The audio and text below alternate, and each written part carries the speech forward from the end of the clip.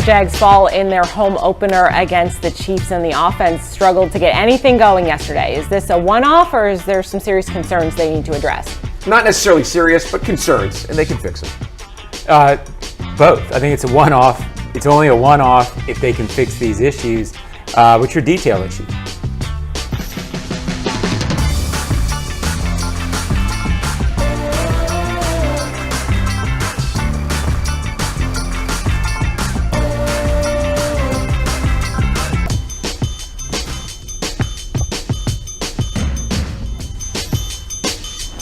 Welcome into Jags A.M. here in the Hyundai Studios, presented by CarShield here today. And I don't know if any of us expected exactly what we saw on Sunday. I wouldn't have been surprised if the Chiefs won the game, but the way that they won and the way both teams played, it was a little anemic. We talked about thinking we were going to see a shootout in that home opener, and unfortunately we saw like a defensive battle and then just some weird football. Yeah, if I had regret for the loss yesterday, it wouldn't be for the fact that they lost to the Chiefs. I mean, that's the Super Bowl champions. It's tough to beat them, and we all knew that. It would be that the offense didn't appear ready to play on a day that they took center stage. I mean, the personality of this team is Trevor Lawrence and the offense, and we expect more from them based on what we've seen, and they didn't deliver or they weren't prepared. Hard to say, except that they better get it fixed quick. Yeah, it felt more to me like not delivering than not preparing, and it's the old thing. The NFL, Evan Ingram said it, every inch counts. How many plays did they have where the ball was touching Jaguars' hands and there were feet around the end zone and it didn't happen? If those go in, nobody's quite as concerned, but it was oddly clunky for a team that you expected more out of. Let me clarify. They didn't say that they weren't prepared, right? That they didn't prepare. There's something that was off, and I'm going to go into this in my hot take.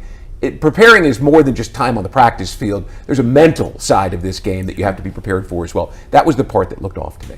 And I think we all were there post-game. A lot of what we heard was execution, right? And not necessarily the game plan wasn't there, that they didn't execute, they didn't do what they needed to do. Right. So let's go through some of our big things. Big thing one is field goals. You're not going to beat the Chiefs if you go for field goals, and that's exactly what happened. The Jags didn't find the end zone at all on Sunday against the Chiefs, and that's got to be a concern for this team. A lot of opportunities is disjointed as some of the things kind of were throughout the game. It was just a sloppy game, I think, all over the place, but we had our opportunities. We were in the red zone 4 times and came away with 9 points, and that's, can't do that. You're not going to beat good teams when you do that, so we got to be better. John, you just mentioned it. There was at least 3 or 4 touchdowns that would have been if the feet were in, right? Sure. And just the frustration there that comes with that when you see that. Is that the mental aspect that they didn't quite have, or is it just? Oh, I think it's just being a hair off and having to go against that. Now, I will say this: in this league, when you bring it down to that, then you haven't done something else right. And I guess I'm thinking of last week when the Zay Jones play was celebrated as an amazing catch, and it was. It was really close to being one of those plays we saw yesterday, but you react and you frame it. If it's a score, everybody's happy. If it's not, everybody's an idiot. So I think there is an element of that. You had the Christian Kirk play, which was like one little clip of the foot, almost a touchdown. If some of those go, we're not talking about this. But Brian, in this league, if they don't go, they don't go, and you got to talk about it. No, and it spirals. I mean, yesterday you could feel the frustration through your television screen or sitting in the stands, that they just weren't getting there.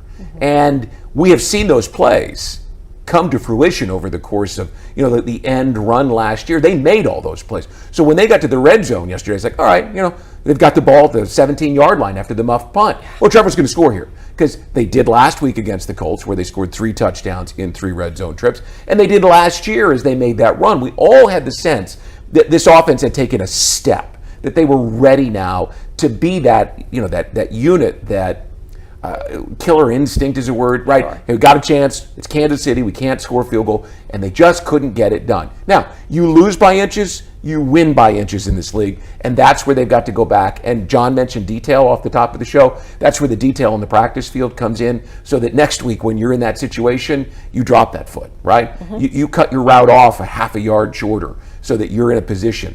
Quarterback can get the ball there, right? It's a game of moments. Yeah. Doug talked about it all last week, how Kansas City gets better as the game goes on. The Chiefs had 2 point-blank opportunities, touchdown around the half. Yep. The Jaguars, in their moments, kick field goals. Mahomes, the MVP, Trevor, the young quarterback, seemed like that was the difference. That leads into our big thing, too, which is takeaways. The defense played about as good as they can play. They held the Chiefs to 17 points. They created turnovers, forcing fumbles, interceptions, and that has to be the highlight from yesterday. Defense played well. I mean, defense kept us in this football game, created the takeaways you mentioned. And as I said, it's just execution. We've got to do better. As much as you can ask for from them. We went in talking about the offense. We've been talking about them for months, but the defense has been coming up big in these first 2 games. Look, if you hold Patrick Mahomes to 17 points, 12 points below their season average last year, and you force 3 first-half turnovers, I would have said we won the game. Oh, 100%. There would have been no doubt in anyone's mind. John, the narrative around this defense was, hold on, they're going to play with some leads this year, and we'll see them be able to rush the passer, create some turnovers. Well, in the first 2 games, they've rushed the passer, created turnovers without a lead. So how good is this defense? I think it's pretty good. I think it is too. Yeah, I mean, I don't know that it's great. Well, it's not the Jets, it's not the Cowboys, but Right, or because the 49ers. they don't have that, like, just go lock down Chris Jones. Yeah, they don't have that guy. But I thought the way you have to rush Mahomes, I thought they did okay with that. Yeah. He never felt completely comfortable. He made plays. He's a Rushmore quarterback. You know, he's going to make plays. I thought the turning point, whatever, 3 takeaways second quarter, I think they got 3 points off of it. Yeah, that's it. Right. And then you get the takeaway and the huge momentum shift, leading 3-0. Kelsey and the fumble give you the ball in the 37, you give it right back. Doug didn't really talk about that specifically, but you talk about a moment where you had a chance to, and then it. Look, in this league, could you do that again? Yeah. In this league, if you get to the red zone and you come away with no points, you're losing, right? And they did that twice yesterday. It was frustrating for sure. Our final big thing is going to be don't panic. We touched on it off the top of the show. There's nothing embarrassing about losing to the Chiefs. Certainly the way they lost, not great, but this is still a very good football team. Doug Peterson thinks so as well. Those guys are ticked off in there. You know, they're mad, and they know it. And but it's so early in this season that one game's not going to define who we are, and it's not going to define our season. Right, I think it's a little extra frustrating because you're like, it was right there. Like the Chiefs weren't playing great. This is the best roster they've had here in a minute, and then it just you couldn't get it together. Well, so I asked that question of him in the news conference today because that's where the good coaches, and you are often fond of talking about how this league is always about coaching. This is where the good coaches or the great coaches take the moment and they use it to redefine the week. And so I wanted to hear from Doug. How are you going to do this? And the best thought was, I'm going to take their anger and I'm going to refine it into focus. And I thought that his answer was outstanding. I have very little worry that they'll be ready to play this week based on Doug's answer in that postgame. Yeah, it's, I hate to use the cliches because the fans hear from coaches, they don't want it from us. It is a long season. There are always going to be ups and downs. If there was a positive, some fans felt differently, but last year when they played the Chiefs, I never really felt like they were on even footing. You felt like if the Chiefs just made, that it was going to take a Herculean effort from the Jaguars to win. Yesterday, I thought the Jaguars were just as good, and they just gave it away. Which, does that matter on the scoreboard? No. Does it matter of where? I don't think they're as far away from being that team as I felt like they were at the end of last season. It's just disappointing to them that they didn't show it. People are they're gonna turn their eyebrows up at this, but I don't think their roster is that much better. I mean, they have 3 players that you have to account for: Chris Jones, Travis Kelce, and Patrick Mahomes. But other than that, it's a bunch of good football players who take advantage of the opportunities that those 3 great football players give them. What the Jaguars need to be able to do is take advantage of more opportunities that their team gets, and they didn't yesterday. But John's right. The Jaguars were closer to the Chiefs than they have been at any point since Patrick Mahomes has been there. And certainly it might be more frustrating immediately, but if you know that if you execute your game plan, you can compete, it's not like you're just getting completely outworked out there. They have the talent and they have the ability. Well, everyone's mad this morning because they saw the opportunities that were there. Absolutely. Not because they couldn't line up and play. I know. All right, coming up, we're going to go over some of the game-changing moments, if you will say the highlights a little bit, but also some of the lowlights and what they need to work on coming up after the break.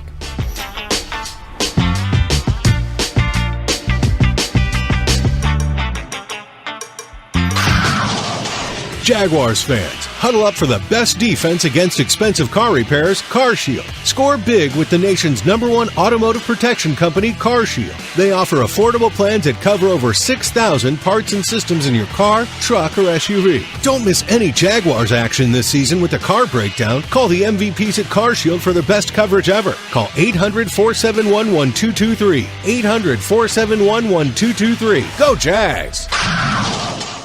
Since 2014, there's been only one official home builder of the Jaguars, Dreamfinders Homes. With quality-built homes and a speedy move-in process, we're in 20-plus communities in the best locations across Northeast Florida. Dreamfinders Homes is everywhere you want to live. So get off the sidelines, Jags fans, and get into the game. Let Dreamfinders help you navigate your home purchase and offer great interest rates. Visit DreamfindersHomes.com for all your move-in ready homes and step up your game. Frank Frangie here. When you want barbecue in Jacksonville, you want Bono's Pit Barbecue. You can find Bono's locations all around town and on game day at Everbank Stadium because Bono's is the official barbecue of the Jacksonville Jaguars. Over 70 years of authentic Southern Pit Barbecue. We are the local barbecue joint in BBQval for generations of people in Jacksonville. Go to bonosbarbecue.com to learn more or call 904-880-8310 today. And remember, if you don't see a pit, it ain't legit. Move the freight, move the freight. Magellan Transport voted the coolest office space in Jacksonville. You can apply online at www.magellanlogistics.com. We got to be better. We got to help them out. I mean, they were on the field a lot today. We had a lot of bad possessions where we put them, they'd get a turnover, we put them right back on the field, and really just their back was against the wall the whole day. And, they played great, and we got to play better. We got to help them. That was just bad by us. Welcome back to Jags A.M. That's about as frustrated as Trevor gets post-game yesterday, which is good because he's even-keeled, but you can tell there was just halfway through that game, they were so mad at themselves. He knows they missed an opportunity to come out and show who they were. They have a lot of confidence in themselves on the offensive side of the ball. And yesterday, and I'll go into this more in my hot take, yesterday it was, they were just misfiring like an engine with the spark plugs that need to be replaced. It just didn't happen. Let's go over some of the highlights from yesterday, or at least defining moments for us. Off the gate, we thought, they're creating turnovers, forcing turnovers. That muffed punt was huge for them to come up. We've been, giving special teams credit. It was Agnew in the first game, but here they're able to, capitalize on that home field advantage. I think he lost it in the sun there, and then was it the 17-yard line they get the ball at, and just not be able to convert after that was so frustrating. I mean, you talk about special teams. Look at Tim Jones, who we had talked about being an exceptional special teams player. Right place, right time. John, at that moment, I thought, the ball bounces your way against Kansas City very few times. You better take advantage of it. Yeah, well, actually, this team has had the ball bounce its way against Kansas City a lot. Last year, they had, I think, 3 first-half turnovers. Didn't take advantage of them. When they didn't touchdown this, you felt like opportunity. It's the same theme. I'm almost tired of saying it already. Yeah. Opportunity missed here. For big momentum, you had a chance to stick a knife in him. You sort of just hit him over the head with a little pat. Took some of the wind out of the stadium too, because everybody's jacked up at that point, and it was just kind of like, So after that, we saw some forced turnovers. We talked a lot about the defense. Those were certainly highlights yesterday, and one of them was the forced fumble and just what they were able to do in terms of giving extra chances to the offense. As we talked about, that's what we wanted to see from the defense, and we did see that, but then it wasn't converted into points. Right. You settle for the field goal, and you feel like, all right, here we go.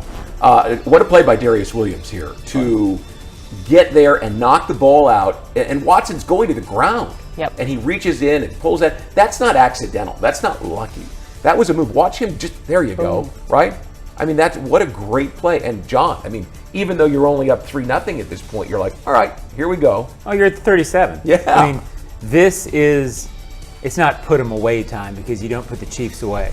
But what it was is it was a chance to all of a sudden tilt the game in a way that the Chiefs had the game tilted twice last year, where you're playing uphill the whole game. Now you get a little a bit of a chance to rush. You maybe get that one more turnover that does put them away. When you miss that and you're playing on even footing, play calls are different, energy's different. Two major missed opportunities. You get 2 turnovers or 3 turnovers in the second quarter. 2 are in their.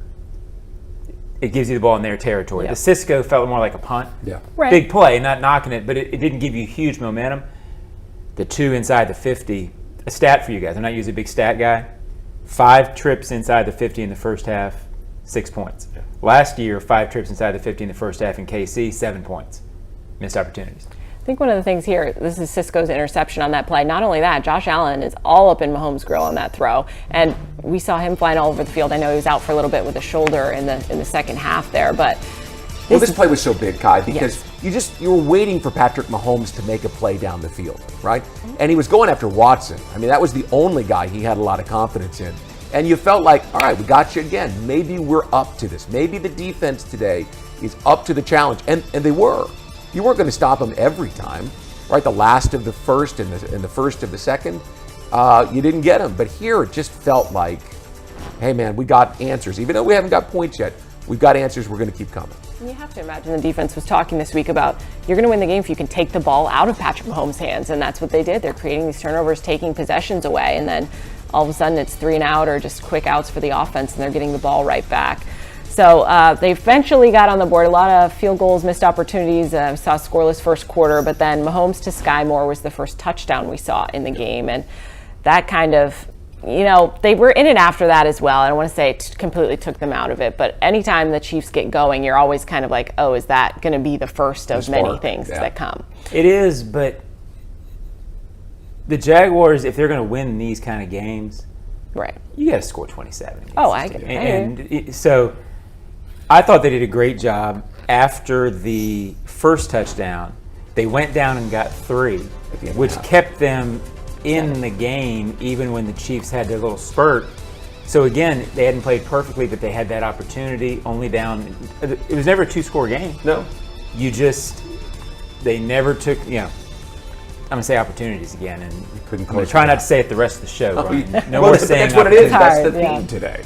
Certainly. Brian, I know you were talking about just kind of the anemic offense as a whole, but Kansas City's saying the same thing, right? Like, both of these teams, if this was a 31-28 game, yes, we'd be frustrated, but that's understandable. But that would be what we expected. For them to come out and both of them kind of lay an egg on offense is weird. Okay, a couple things stood out, and so I went and found some of my buddies in the Kansas City media, and they're talking about 2 things. One, how well their defense played, and we know Steve Spagnuolo is an excellent coach, and they were well schooled. They knew what to expect. So credit to them, and we're of course talking about the job that Mike Caldwell and his staff did with the Jags defense. We're talking about an offense that couldn't score 9 points. What's the matter? And in Kansas City, they're going 17 points. We only got 17 points. Are the Jaguars that good, or is it us? Right. So in week 2, as you're trying to figure things out, and they are too, right? Kelsey's clearly not Travis Kelce right now, and Juwan Taylor is not a $20 million tackle. They've got questions. They're 1-1. The Jaguars are 1-1. Doug Peterson said yesterday, don't panic. We're still in a good spot. We're 1-1. We lost to the Super Bowl chance. We know we can play better.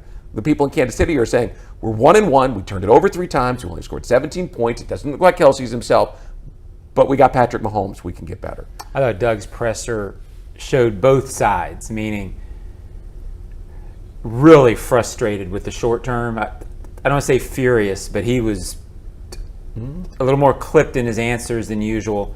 And then when the media sort of fed off of that and was asking some sky is falling questions, he sort of shook out of it and was like, okay, I'm frustrated, but it's week 2. Yeah, right. So again, if there's been one thing in 18 months being around Doug that you notice, it's the stunningly good perception and perspective that he has on where they're at and what this team needs. Okay, hold that thought, because my hot take is about Doug at a press conference and the perception. So just stay with that, because I think is that a tease? We love a tease. It is a tease. Yeah. All right, everybody, stay with us. We've got hot takes coming up after the break, and we'll look ahead a little bit to week 3.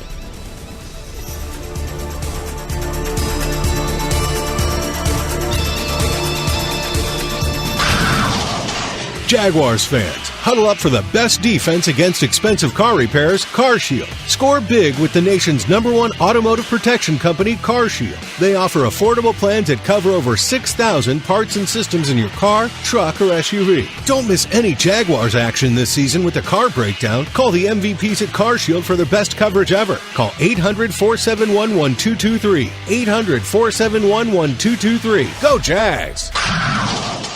The 2023 season is awesome.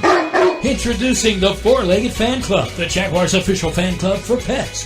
Presented by Forever Vets Animal Hospital, your furry friend can access exclusive merchandise, events, and sweepstakes throughout the season. Fan club members will be automatically entered to win the Pet of the Game sweepstakes with 2 Jags tickets and sideline passes for pet owners and the chance for your pet to be featured on the video boards as Pet of the Game. Visit jaguars.com/promotions/Four-Legged Fan Club to sign up. The kick is up. It's good! Score winning sub deals this Jaguars regular season at Firehouse Subs. Get 2 medium subs for just $10 after any game when the Jaguars kick a field goal of 40 yards or more. It's a bold deal for the bold city. Sign up at firehouseSubs.com/fieldgoals for Firehouse for offer details and to automatically receive the offer when you use your Firehouse Subs rewards account. Redeemable only at participating Jacksonville and Orlando area restaurants. Sign up your furry friend for the Jaguars' official Four-Legged Fan Club for Pets presented by Forever Vets Animal Hospital. Your pet will receive access to exclusive merchandise, events, and sweepstakes throughout the 2023 season. You can visit jaguars.com/promotions/Four-Legged Fan Club to sign up today. We also want to take a moment now to thank JEA's frontline teams for the critical services they provide to this community. Today, we'd like to recognize JEA's frontline team of the game winners and give a special shout out to JEA's line workers and entire electric team. Thank you to them. All right, we're back in it now. We're going to do hot takes today. So, Brian, you had a little look ahead at what your hot take was, but what's your hot take for this week? Well, so I said wound too tight because I couldn't put another phrase to it. Sure. But here's what I know. You mentioned Doug and being around him for 18 months and how you kind of know what to expect from him when he comes into a news conference. Mm-hmm. He's an affable, energetic guy. Last Wednesday, he was not. Last Wednesday, he walked in. He was noticeably lower energy and noticeably, to me at least, he just kind of undersold it. Soft-spoken. I thought that's odd. Something's off, and it stuck with me all week. And then yesterday, I'm watching Trevor, and Trevor's missing throws that he normally makes, and the television camera was showing a tight shot on him, and he had this sort of weird look on his face, and there was something off about this team. I don't know whether they were wound too tight. I don't know whether the pressure or the stage or I don't know what it was, but this team was entirely off on the offensive side of the ball. And John, we talked last week about the coach and the quarterback, right? I mean, Paul Brown and Otto Graham all the way through Brady and Belichick, and they just both felt off to me, and I don't know why. And it's very nebulous. I can't pin it down, and so people can disagree with it. But go back and watch his news conference from last Wednesday, and you'll see that he wasn't himself. And this team has to get back to being themselves this week. Doug has to come into his press conference and be that energetic guy, right? Because the team feeds off of that stuff. And I'm not blaming Doug, but you get what I mean. Something just wasn't right. They got to get back to themselves. Doug talked about that too this week, which was interesting because he talked about one of the things he learned from Andy Reid is that he needs to be himself. He needs to go out and coach and be himself, not try to be anybody else. So interesting that you point that out, that Doug really wasn't acting like what we know to be his normal self. Not in the limited time we've been with him. So interesting. John, what's your hot take this week? It again plays off something Doug said last week, and it was mainly about moments. And there was a moment last week where he talked about how good the Chiefs are in the big situations, and it was going to come down to not who won the fourth quarter, but big fourth quarter moments. So this was about the team that blinked, and the Jaguars blinked. They had their moments in the second half, even down 6. I mean, even down 8. You drive, you're on your first and goal on the 1. I honestly on that play. The first and goal from the one with ETN, I don't know if Trevor made that decision himself. It seemed that maybe from looking up that he pulled the ball out of ETN's gut. I don't know that. But as what struck me, I don't know if it was a play call or what. But those moments where it just didn't happen, huge big play moments, even at the end, you're 8 points. You have a chance to get back in it, and you're in the red zone. Doesn't quite have. Went to Ridley 8 times, 2 targets. Running into the pole in the Just end zone. those moments.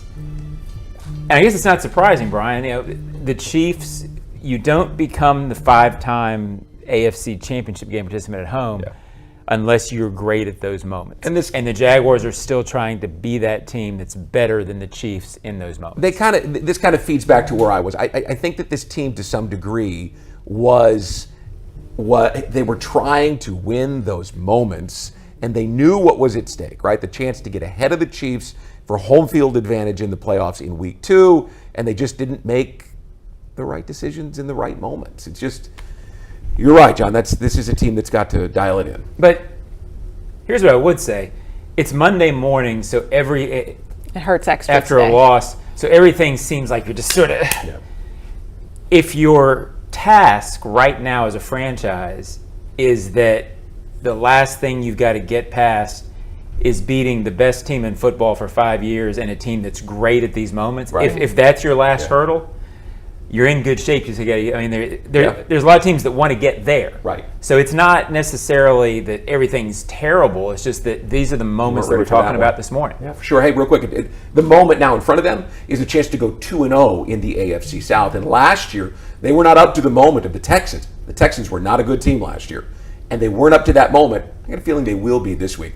2-0 in the division, headed to London, really an important moment. Probably more important than last Sunday, because the division is the way to the playoffs. And that's where my hot take comes in, because it's not a gimme on Sunday, but it is very, very important. And I think a lot of turning the page will be Doug using that frustration, as we mentioned, getting them to focus on this game, because it can become a trap game. How many teams have we seen get up really big for one, quote, big game, and then the next week against a so-called lesser opponent, they don't come through. So this will be a big game for them in terms of, yes, solidifying themselves in the AFC South, but also getting some confidence back and getting this team back to where we want to be in the season. One loss is not a big deal. One loss to the Chiefs is not a big deal, but playing well consistently is going to be what this team needs to do, specifically on offense. Yes, we're happy the defense is playing well, but if you are going to be successful, make a playoff run, it's going to be the offense that gets them there. So they really need to get back on track against Houston. I know they've had a little bit of a bugaboo against them at certain points, right? I guess everybody. Hey, look, since the Texans came in, they have beaten the Jaguars more than the Jaguars have beaten them. There have been some great players,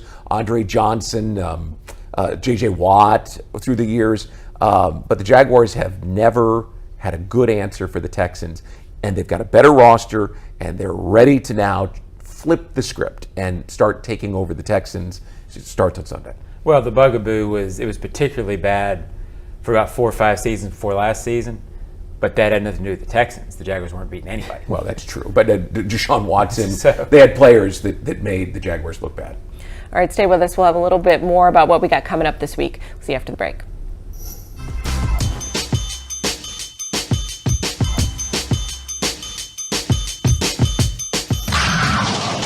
Jaguars fans, huddle up for the best defense against expensive car repairs, CarShield. Score big with the nation's #1 automotive protection company, CarShield. They offer affordable plans that cover over 6,000 parts and systems in your car, truck, or SUV. Don't miss any Jaguars action this season with a car breakdown. Call the MVPs at CarShield for their best coverage ever. Call 800-471-1223. 800-471-1223. Go Jags!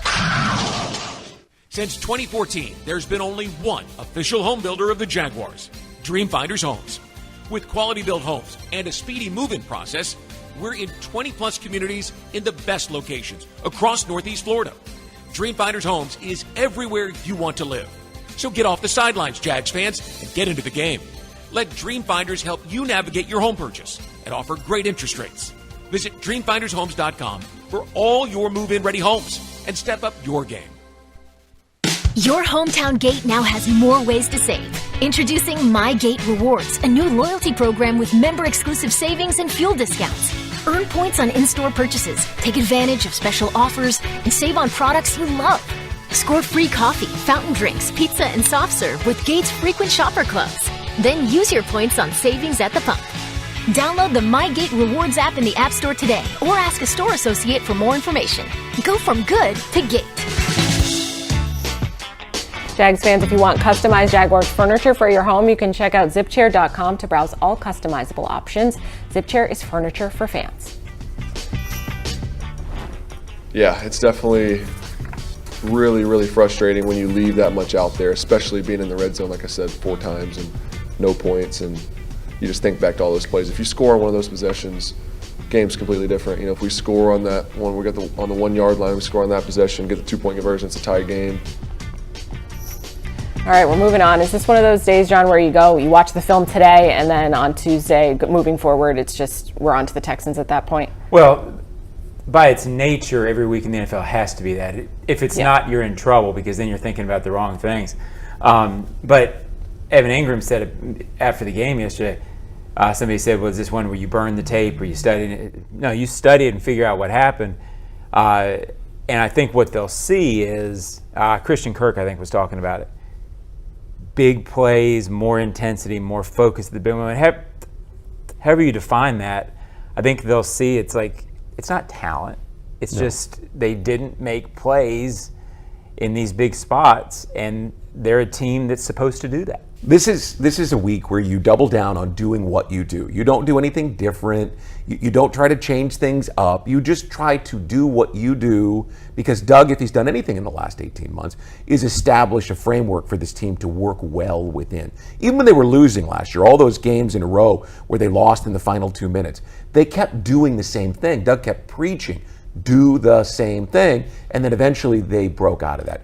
So nothing crazy, nothing different this week. Just dial it in. Now, Doug did have one interesting thing to say to Bucky Brooks in the postgame radio. He said, maybe we're putting too much in. Maybe we have too much faith in ourselves at this point, and our game plan is a little too heavy, and we need to streamline it and come back. Maybe we need to take a look at that. So there are some things that the coaching staff will do in order to get the team in a position on the practice field on Wednesday to be able to be their best.